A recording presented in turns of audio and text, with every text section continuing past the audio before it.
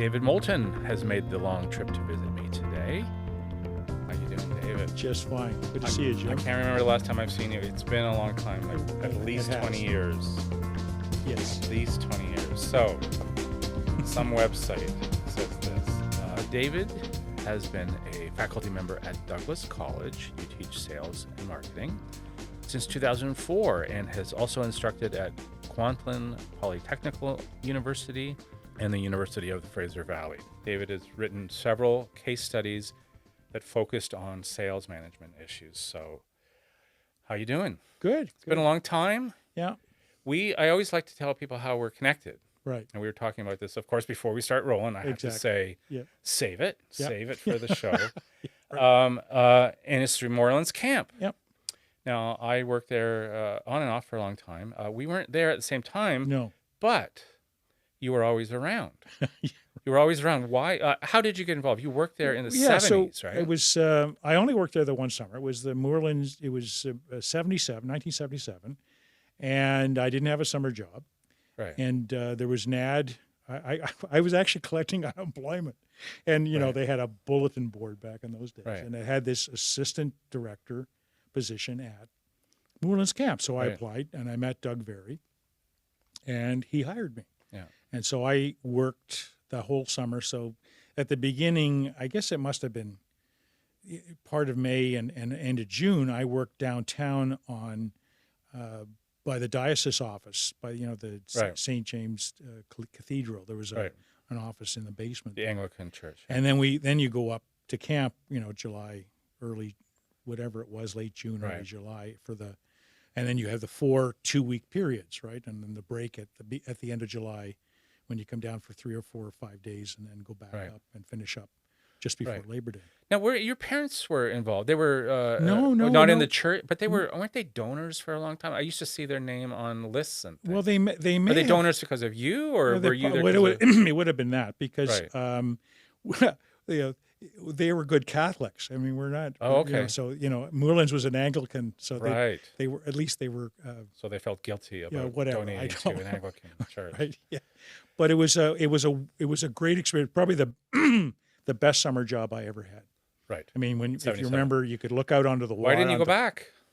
Doug Very sat me down in September, October, and said, "I just don't think you fit in." What happened? I don't know. I mean, you'd have to ask him, but he's gone now. So I think largely it was that I was very participating. I participated a lot in all of the events, and somehow that didn't. As an assistant director, you were supposed to be a little more serious and a little more, aloof. And that was not my. Well, I do style. remember you as being kind of the life of the party type. So Thank you. We will. That's probably how we know each other. I probably met you at a party. So you knew Barb Turnbull. We spent time. It was not the canoe. What was it called? What happened was we talked about this before we started rolling, but. Barb went to Moorlands Camp. She was a counselor, and it's almost hard to believe, but it's almost 40 years since she was, it's hard to even talk about attacked, but she was shot and paralyzed. And from the neck down. Yeah, so she became a quadriplegic, and she actually did amazing things in her life. Absolutely. She went to journalism school at the University of Arizona for 4 years and worked at the Toronto Star for decades. Yeah. So the Portage-a-thon happened a couple months after, and it was just... It was late fall of '83, if I remember. The camp counselors at the time, and they did... It was more symbolic than... they weren't raising a lot of money because they didn't have a lot of money, but they actually portaged up to Sunnybrook Hospital where she was recuperating. And you helped me. You drove me around. I had some sort of camera, and I made a little video of it. But you drove me ahead of so I didn't have to walk in the portage. That was my main motivation. I didn't have to walk or carry a canoe. That's right. So we skipped ahead. Yep. And so anyway, but so you. And what I remember was you ran out of power at one point, and we knocked on somebody's door. I think they gave us muffins too, but she allowed. Anyways, so I stayed in touch with Barb over the years, and when she came out to Vancouver on a couple of occasions, she'd always let me know. Right. And my wife and our girls got to know her, and I would always visit her. She had the condo on Church Street.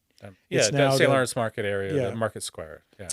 And the one conversation, I don't know how it came up, but the one conversation was she basically said, we have to do more as a society. We have to do more for the disabled.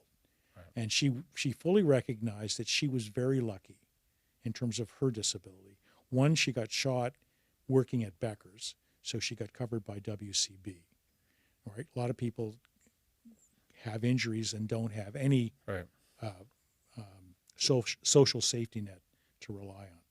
The other thing she was lucky about is because she became good friends with Deanie Petty. Yes. And anytime WCB got bureaucratic and whatever and wouldn't, do what they were supposed to do in terms of supporting her, and she would go to Deanie, and Deanie would raise a ruckus. Yeah. And she had her own talk show for a long time. Yeah, exactly. And then WCB would back off and do whatever was required to make right. And the same thing with the Star. She was very fortunate. The Star hired her. I remember she was saying that they reconfigured a whole washroom area just for her because of her particular kind of disability. But so she saw herself as being very lucky. They were, people supported her. She had her foundation, all of those things.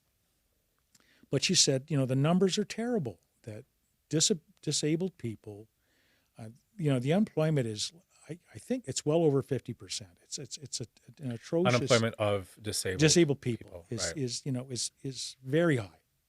And so I wanted to have the opportunity just to say, if only for awareness to those people who are watching, that one of the things we need to do as a society, forget things like the minimum or guaranteed annual income is one thing, but actually consciously thinking about how can we integrate disabled people into the workplace.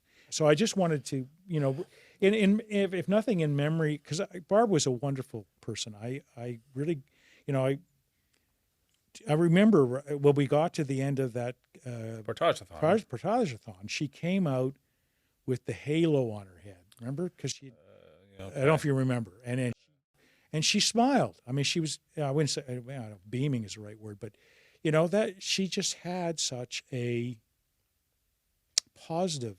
I mean, I don't know how any of the rest of us would have handled that situation, but I remember somebody, I think it was Neil Young, who was an MP and New Democrat MP.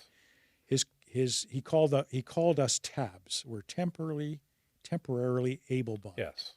So tabs tend to forget that there are a whole other group of people who have a disability of one sort or another. And I suppose I have a disability in the sense of my glasses, right? But it's not a disability. It's a disability that hasn't you can still hindered drive my your career. car, And I can have still get on a plane, right? But if I ever was without my glasses, I'm almost blind as a bat. So, yeah. So you're a capitalist who cares. That's what I'm getting out of this conversation. Speaking of capitalism here, just jogged him. Didn't you run once or twice as an NDP candidate? I ran twice federally, 79 and 80. And I ran Brampton or something? Yeah, Brampton. Yeah, and I ran provincially. I got run over by Bill Davis in 1981. So literally? Or, yeah. Okay, they should have well, called someone. Electorally, certainly, yes. Can you be a capitalist and also be a card-carrying member of the NDP? Yeah, being a social democrat doesn't mean that you don't. I mean, I think you have to be prepared to understand, there are some contradictions, obviously. Right? I mean, I made very good money, and I guess as a capitalist, people say, how can you be a New Democrat? Well, it was easy. I mean, I did my job, and I got remunerated for it. Right. But it doesn't mean I don't believe that, there should be a good social safety net. So, for example, one of the things I think that we have not done a good job of in this country is guaranteed annual income. Right. It's been around for like 50 years at least. There was that trial they did in Manitoba, I think it was Winnipeg, right. Back in the 70s, and it actually is a workable concept. Just lifts up everyone, I guess. Well, that's yeah, and we got a bit of that when there was that during the pandemic with CERB, right? Suddenly, yeah. But look at the a food. lot of people got checks, but Yeah. guess what? They spent the checks. Like it stimulated the economy, and a lot of people are Yeah. bitter about it in hindsight. But that's literally what it's Yeah. giving people money to buy something, stuff, food, Sure, whatever it is. yeah, and yeah. I mean, there are really good arguments to be made for those, that kind of a program. I don't know if you saw recently, but the farmers, like the Pharmacare program, they've actually did a study that showed that you would actually save money by providing people with drugs for free, their pharmaceuticals for free, because it would drop the number of hospital visits and the number of calls. But, all of the various things where you would save money by doing something else. And as a salesperson, when I was at Pitney Bowes, that was one of the key things I would talk about was this: if you take this piece of equipment, this is your productivity, this is what you're going to save. And so it actually is a decent investment. So well, that's what I think. When I think of you, I think salesman. I know you teach sales and marketing. Yeah. Marketing is like a fancy term, but I think of you. You worked at when I knew you, it's the McLean Hunter. Like they had a lot of magazines and print stuff. Right. So I worked now bought by Rogers. Rogers, right? Yeah. And you worked a lot of other places too, right? So my sales career started actually by accident, like most sales careers. I was at this symposium earlier this last week, Canadian Sales Educator Symposium, and I asked the question in the room, how many of you woke up when you were 10 years old and said, I want to be a salesperson? Of course, nobody puts their hand up.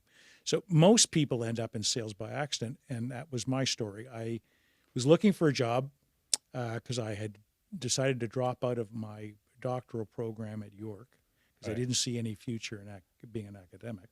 So that would have been 1978. So you're trying to tell me you're smart. Is that what you're trying by dropping that little bit of information? You're smart. Well, smart can be used in a number of ways. Well, you're smart enough to drop out of a doctoral program, which is smart. Two decisions there: go into it and getting out of it. So the Globe and Mail ran an ad, and I for two people to sell classified advertising, and I was one of the two selected. Right. And so I learned how to sell on the telephone, selling classified advertising, which really doesn't exist anymore. But so I did that for a year, hated it because you're in this little cubicle. It's telemarketing, right? You're in this little cubicle. Telemarketing. But I learned how to sell on the phone. And then there was an ad in the Globe and Mail for a rep at Pitney Bowes. So I went and applied there and got the job at Pitney Bowes. So I learned how to sell in person, and I really enjoyed that. Right. And that's why I wanted to talk to you, because you're a real live sales guy. So you're not offended that I call you a salesman. Like life, I don't know. No, it's not death of a salesman; it's life of a salesman, right? Right. Well, but in fairness, it took me probably 18 months to realize that it was a profession. Right. Right. I kept looking for something else, and didn't really take sales too seriously. Anyways, at some point, I made the transition where I went, this is not. At some point, the money starts rolling in. Well, the money's your mind. The money's good, and the hours were great. Right. I mean, you could be your own person. I was, the thing is, you could, if you made your numbers, you could do whatever you wanted. Right. So, I mean, I would sneak off to a roll movie in late and take off early. I remember playing bowling in the mid afternoon because you had made your quota. There was no urgency to. So there was a lot of flexibility. Right. So, and then within Pitney Bowes, I got promoted to head office to do sales training and sales management training at their training center, which was in Don Mills. And I did that up until the crunch of the 1982 recession, which a lot of people don't remember. And the organization... I was in school then. So. Okay, well, the organization didn't do a particularly good job of handling the recession, including me. They put me back in the field, and I went, so this is it. I'm back in the field. So I said, okay, I did. I went back and did just fine. And then I said, no, I want to move on. So that's when I moved to McLean Hunter.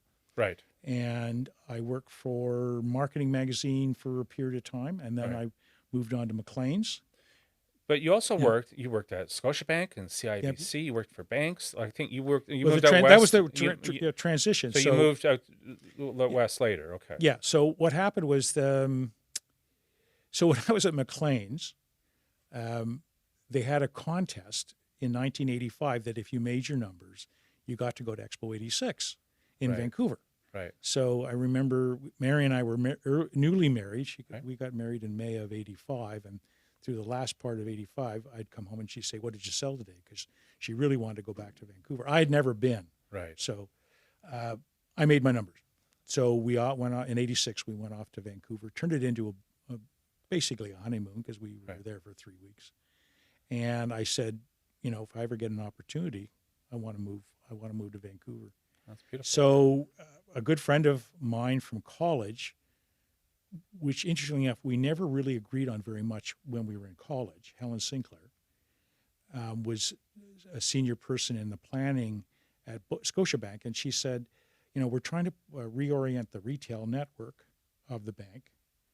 And we want somebody with a sales and customer service orientation as part of this task force. So I was the outsider. I came in, there was a series of people who had different expertises, HR, operations, whatever. They were part of the group. And so I was there for about 2 years. And, Helen went on to become the first woman president of the Canadian Bankers Association. So I lost my political protection and was dismissed. Right. And then I got an opportunity through a friend at CIBC to apply for a district manager's position. And they said, "Would you like to go to Vancouver?" And I said, "Yes." And so that's how I ended up in Vancouver. So our older daughter was just turning 3, and our younger one Alexander was born there in Vancouver. So it was great because we didn't have the challenge of moving your kids, in the middle of their teen years or whatever. Yeah. So so I went there, and again, the same thing happened. I lasted about 2 years, and the fellow who hired me got promoted to run CIBC Mortgage, and the guy who replaced him, he and I certainly did not get along because I got canned there too. So I mean, you're a sales guy, and so I thought I'd pick your brain a bit. Okay, sure. Just about selling in general. Yeah. So I mean, Pitney Bowes, Globe Mail. There's media. You've sold media. You've sold different things. Yep. Banking services. Sure. Does it matter? Does it matter what you're selling? Yeah. Do you need to believe in what you're selling? Oh, first of all, yeah. I mean, I'll tell you why. Because there's guys out here that are like CFO type guys that I know here, right? And I don't think they care about what they're selling. It could be widgets. They're just capitalists. They're just capital. But it helps. You need to believe in what you're selling. I believe. Yeah. I mean, well, this is me. From a personal point of view, absolutely. If you don't believe in what you're selling, it's very, very difficult. I mean, maybe if you're a psychopath, you can get away with it. But I think most people in a sales position have to believe in what it is they're promoting. Right. Some are easier than others, obviously, and tangible versus intangible. So like at Pitney Bowes, you're selling equipment, so you could actually demonstrate the equipment. Right. Put it in the office, let the people see how it worked. Advertising was different, and in some ways a little more difficult because you're selling.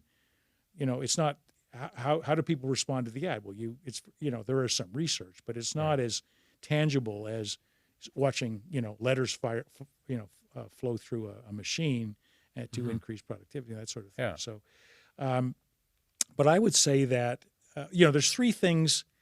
There's a wonderful book by Daniel Pink called Drive, and he talks about 3 things. It's about motivation, right? And what he talks about 3 things. You have to have mastery, so knowing what you're talking about, knowing what you're doing.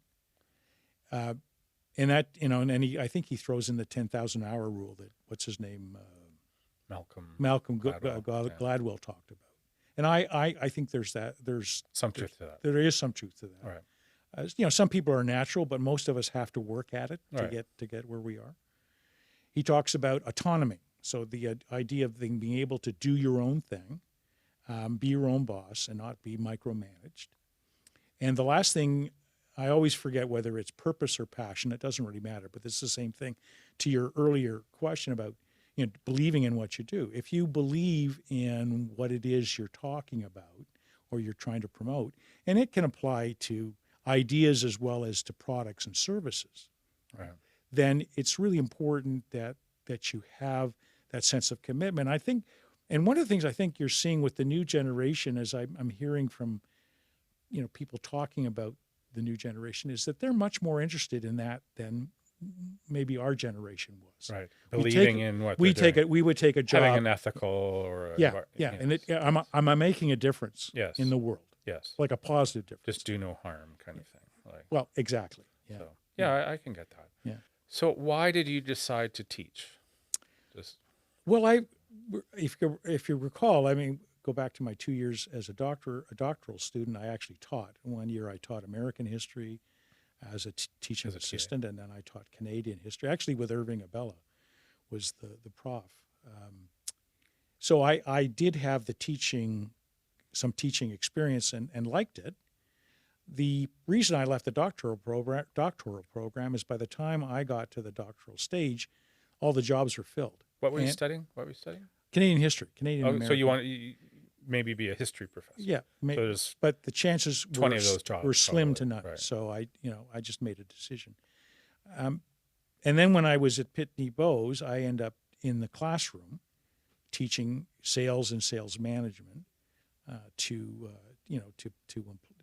as a corporate entity. And then when I did my own consulting, I did a lot of training of various organizations. So, I've been in front of people. It wasn't a big move to go from that to the classroom. So, 40 years later, after getting my master's, it paid off. The master's was really not a particularly useful degree in sales, but it turned out that so you got a master's in what? In history. In history. In okay. history. And so but that allowed me to teach at the college level. Yes. And I'd taken the UBC has a program called Sales and Marketing Management, and I convinced my spouse to allow me to take 3 years away from the family for every Monday night and several nights doing my homework to get that. So that to do that, and I graduated in '99, which gave me the credentials around marketing and sales from an academic point of view. But you're stumbling on something here. It is a smart thing to do if you have the time to do it, to get a master's, even part-time, because I did not. Okay. But a lot of my contemporaries, like when later in their careers things dry up, you can teach, maybe. I can't, but it would have been smart of me, but I was maybe too busy or whatever. And there's other stuff going on. Yeah. I have students who ask me, is it worthwhile doing my education? And I say to them, education in general. In general. Right. And I'm, like getting a degree, is that going to help me? And all I say to them is, look, I don't know where the future is going, but all I can tell you in terms of my experience, having a degree, or degrees in my case, gave me much more flexibility and much more potential in terms of my career.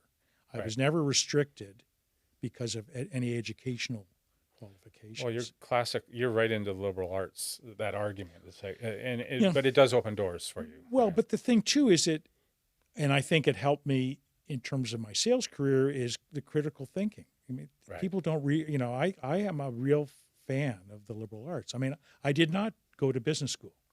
I am teaching in a business school. And what I find interesting for me is that maybe it's my liberal arts background, but I do not rely on a single textbook. I find some of my colleagues will use a single textbook, and I'm going, no.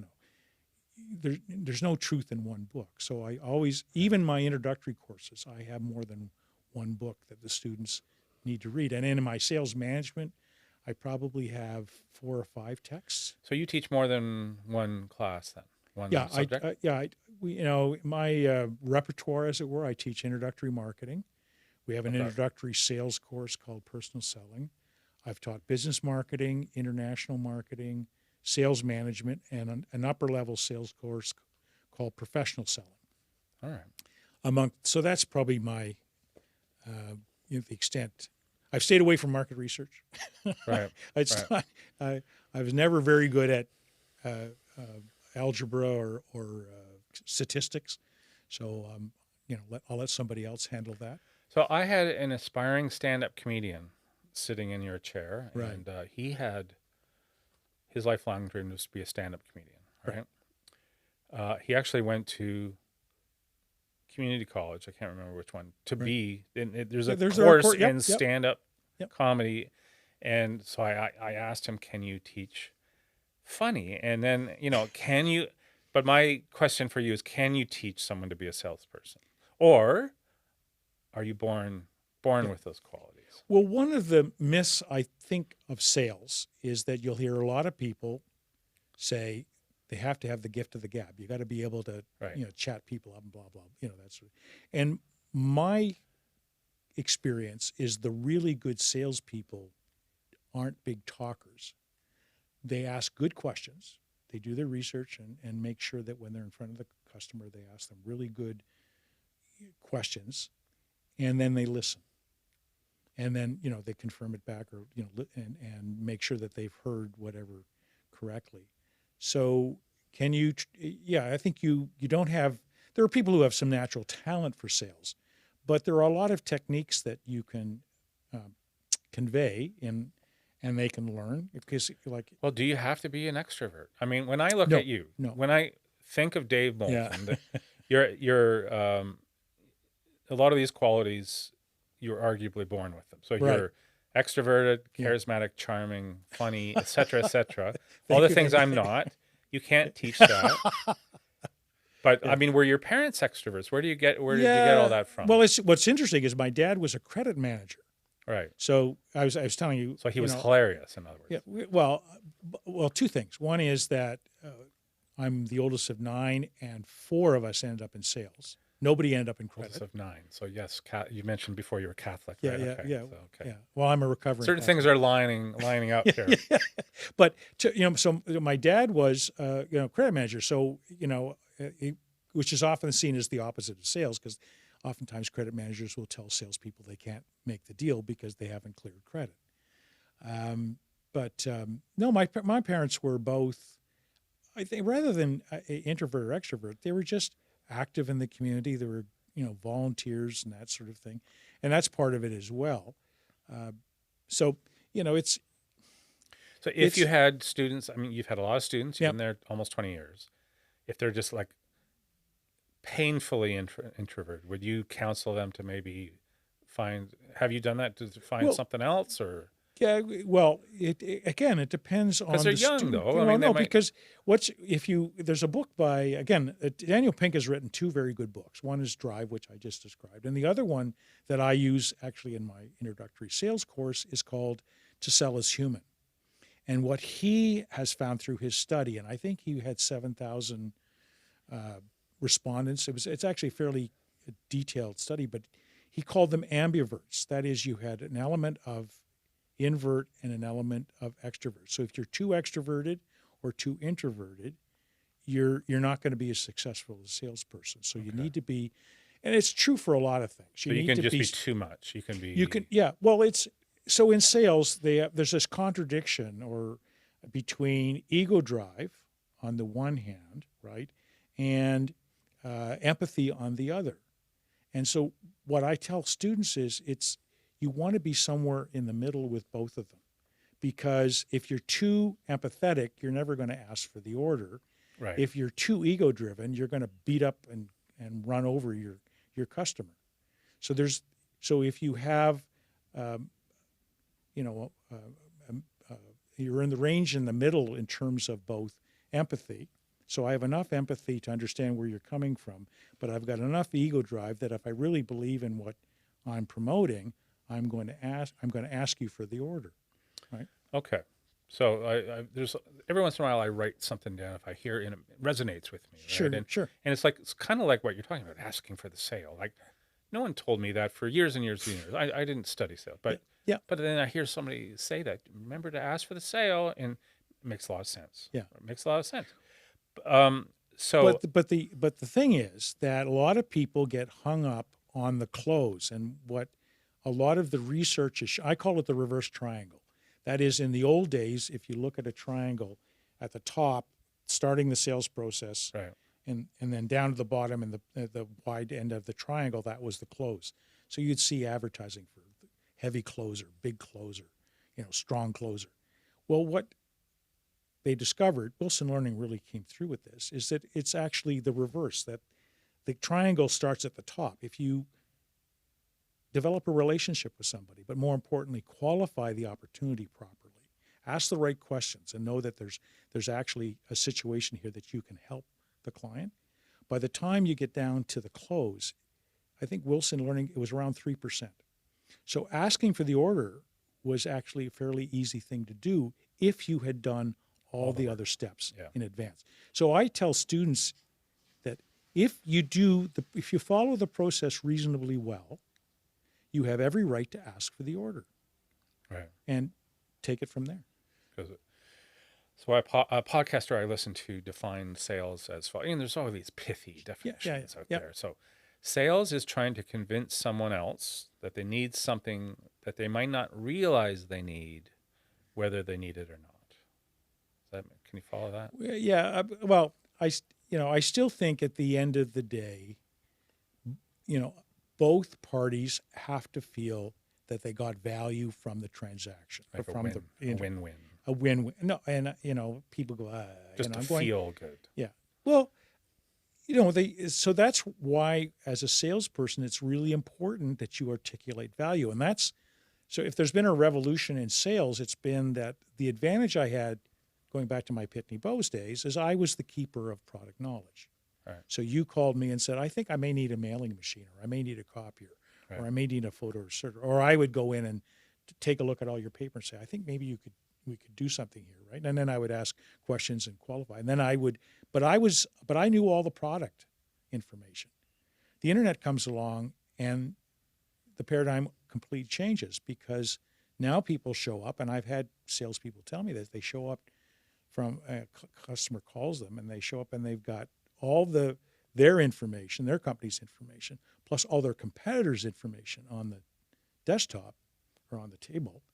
And the problem is they're confused. They don't know one from the other. They don't know what the differentiations are. Right. And so what do? The default is always to price. Why is your solution $300 or $3,000 or whatever it might be more expensive than company B here? And so salespeople have got to find more ways to add value than product knowledge won't cut it anymore. Right. And so that's what I tell students. If you're really going to if you're going to be a professional salesperson these days, you really have to think about, how am I going to make this person's business better? It isn't flogging product. Right. And so the other thing is that salespeople, if you think about it, are change agents. Your client has status quo. This is how they're doing things. Right. And you're trying to move them to something different. And what do you have? Inertia. So my biggest competition, and I've sold against a lot of different organizations, was inertia. They'd rather not do anything. They wouldn't make a decision, or they would say no. So you can compete against IBM and Xerox and all these other companies, but at the end of the day, actually most of the competition is the internal inertia of an organization, trying to convince and get everybody lined up to think and to see that there is value in the change that you're proposing. And then you have to deliver on the promise. I've made a promise to you that your business is going to be better if you accept my proposal. Right. So the sale isn't over. Now I have to go. So you're really connecting on a kind of a cerebral level, right? Well, there's always an emotional element to sales too. Do I like the person I'm dealing with, both as a seller and as a buyer? Mm-hmm. And I guess that's I was saying that I was at this Canadian Sales Educators Symposium last week, and I did a presentation on teaching sales management in Canada. And what I was saying is that really, you have to really try and understand where your client's coming from, right? And so that's where the empathy plays right. a role. Right. But on the other hand, you also have to, have that, whether it's ego drive or that personal ambition to make sure that you make your numbers. And I say to students, like, it's like you have to have a short-term eye and a long-term eye. I've got to have my short-term eye on what am I going to get done this month and what am I going to get done in the quarter often. But I always have the long-term eye. Where am I going to be 3 years from now with my clients? And, can I develop business over the next 3 years by developing relationships? So you have to have a short-term and I would argue a long-term perspective. Because if you only have a short-term perspective, you're going to burn bridges.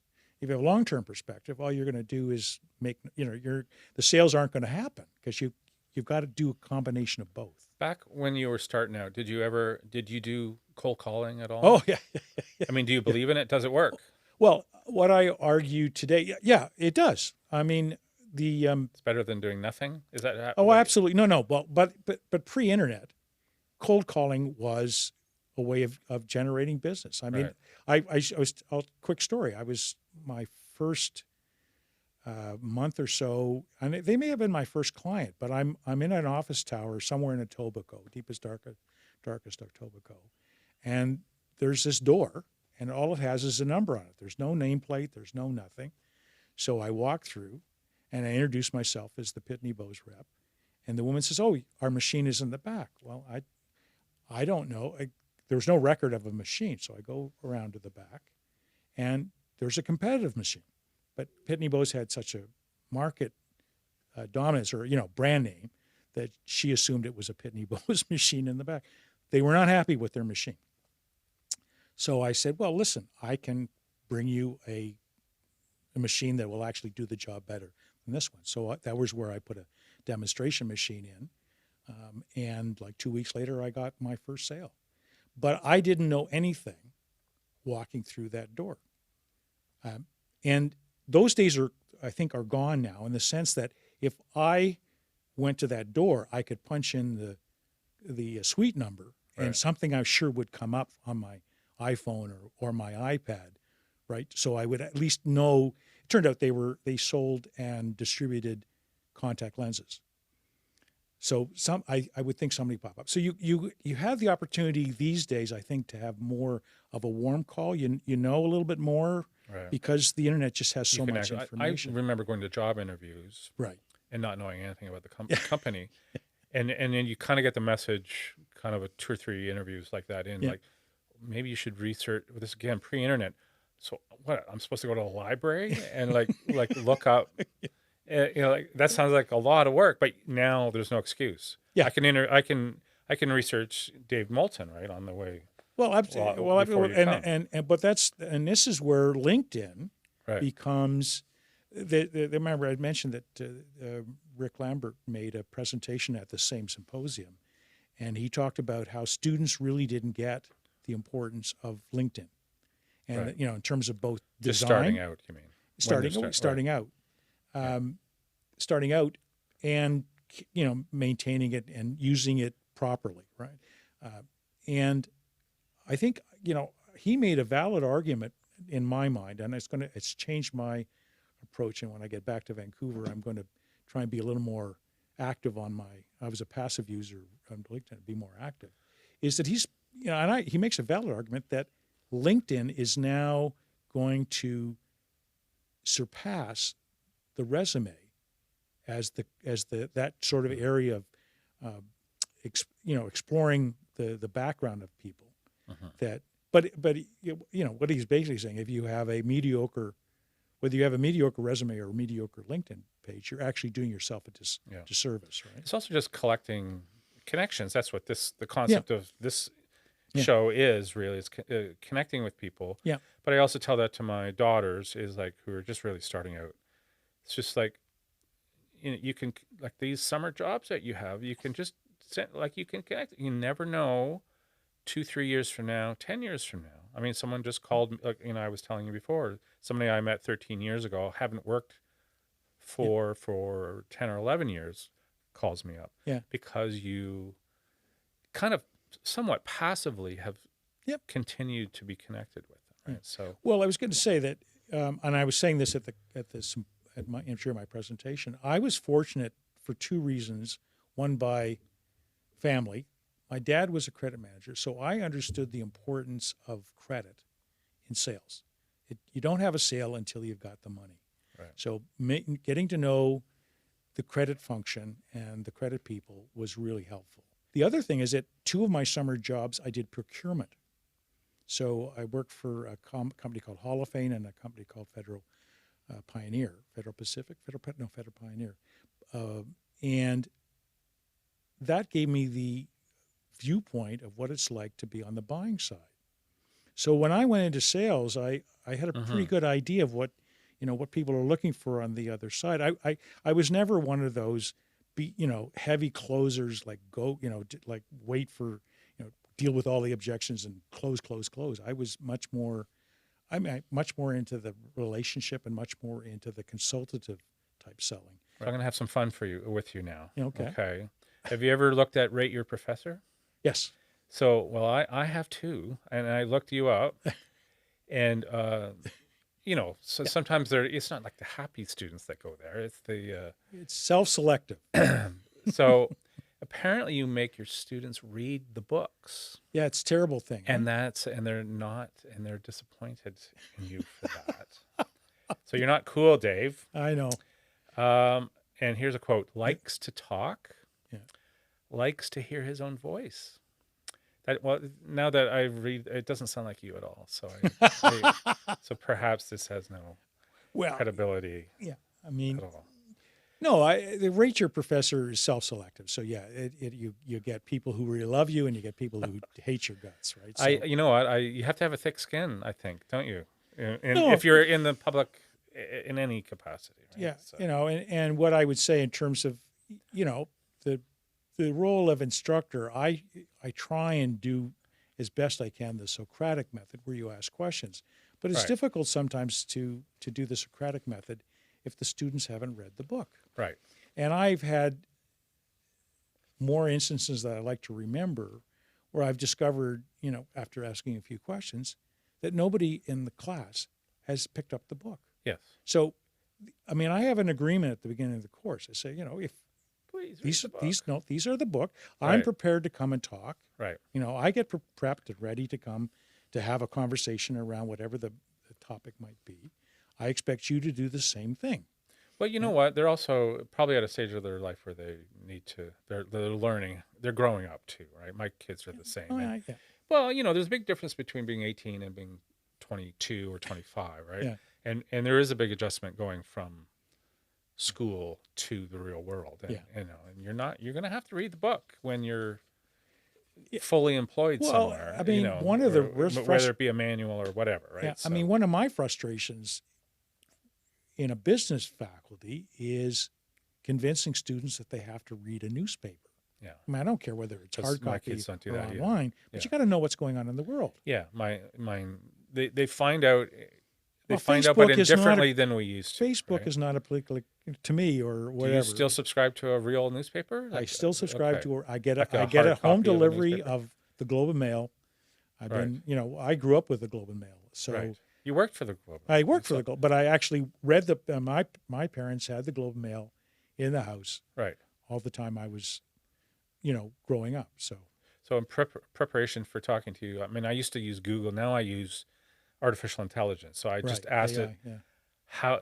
I asked artificial intelligence, like I don't need to name there's a whole bunch of them now. Right. How to be a good salesman, and it spat out 15 things, right? And they're all, nothing you disagree with, but it's pretty. So so I'll ask you what makes, just an open-ended question, what makes a good salesperson? Well, let's go back to drive, and so having some mastery, knowing what you have some idea of what you're doing and what's going on in the business. It's not so much the product knowledge as what's going on in business, and what have you learned, and what kind of questions can you ask of your client to get a better insight and to help them better understand their business. I mean, when I was at PwC, there was a partner who he was great to work with because I had clients who said he asked me questions that we didn't realize we needed to know, like we needed, there were great questions, but we didn't realize the situation we're in. And he opened up a whole new, vista for us to consider in terms of going forward with our business. So, learning to ask really good quality questions and listening to them, summarizing them so that you can do something with them. You need to be you need to have the thick skin. Yeah. You need to be able to accept that you're going to get mostly no's. So a lot of rejections. So resilience is really, really important. So, one of the things I look for when I was recruiting, one of the things you look for is people who have failed. And it's not so much, we all fail. It's how did you respond to the failure? Right. Did you quit? What did you learn? What did you, what did you do differently? And so what else was sales? So you would ask that in a job interview. You would say, "Have you ever tell me something that you failed at," and see what behavioral interviewing. Just see what the answer is. Yeah. So Jim, tell me about. So people would lie to you and say, "Oh, I've never." Well, no, but you take notes, and then when you do your reference checks, you make sure that the story is actually true. Right. Okay. So But it takes a big person to sit. If you're early 20s, like to say that you've failed at something. It takes a certain amount of confidence, right? Yeah. No, it's still difficult. I mean, I'm well past the 20s, and it's still difficult to relate failures, oftentimes. But it's part of the learning, right? And I was joking with the editor that I was talking about earlier today. I mean, I just said I've learned, and I was saying it at the conference. I've learned far more from really bad sales managers than I ever learned from good sales managers. Because it's easy to pick out what they. Well, yeah, they're terrible, and so you learn what not to do in the future. But you just mentioned your editor, and that was my next question. You were meeting your editor on your way over here. You squeezed in a meeting ahead of me, so you're all burnt out. So, because you're writing a book. So, what's this book, or you're rewriting a book? We're at the proposal stage. So, what happened was late last year. Well, let's roll it back. When I first started teaching sales management in 2006, there were no Canadian textbooks for sales management. Right. So I had to use an American text, which I wasn't very happy about. So when you say sales management, you mean you're managing like corporate at the corporate level, it's managing a sales force. It's so my focus. So how to manage? My focus is enterprise business to business sales management. Okay. So Xerox, IBM, whatever. Right. Not retail. Right. Not business to consumer, but business to business. Right. So in 2008, Herb McKenzie put out a book called Sales Management in Canada, and it was a very good book, but it's out of date. So I went to Pearson probably a year or two ago and said, "Are you going to revise this?" Because I would be interested in helping. So out of date in which way? Is it just because there's no references to the internet or things like that? It moves on, and Lester B. Pearson's. And I don't know why they didn't, but they didn't want to revise it. Maybe they hadn't been a good sell. They didn't tell me.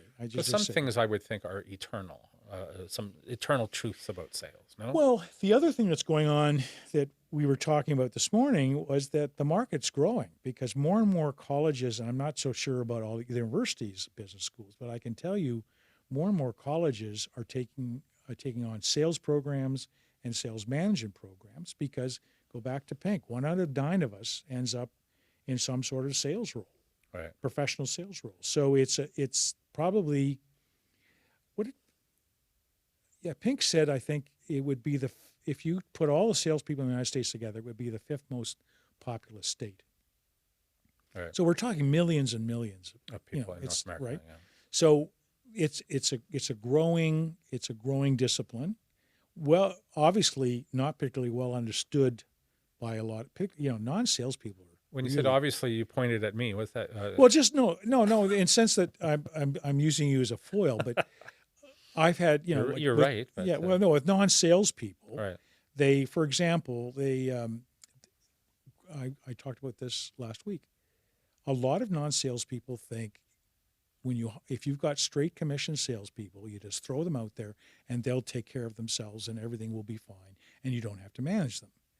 My experience with straight commission sales is you have to actually spend more time with them than if you have salary plus or anything or say, straight commission with a draw against commission. But when you say manage, you're supporting them. So right? supporting them, yeah, making sure that they're doing right, because the key to straight commission is you got to get them up the ramp quickly. Otherwise, they're not making any money.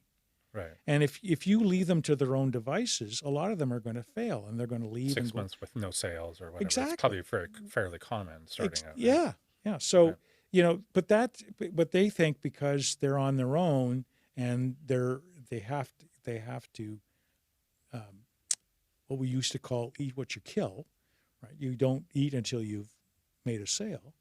That they don't have to worry about them, and I think that that's completely wrong. I think that my experience has been that when you're in straight commission sales as a manager, you have to really work closely with your sales staff to make sure that they're up and running properly, and in a short period of time, like less than 6 months.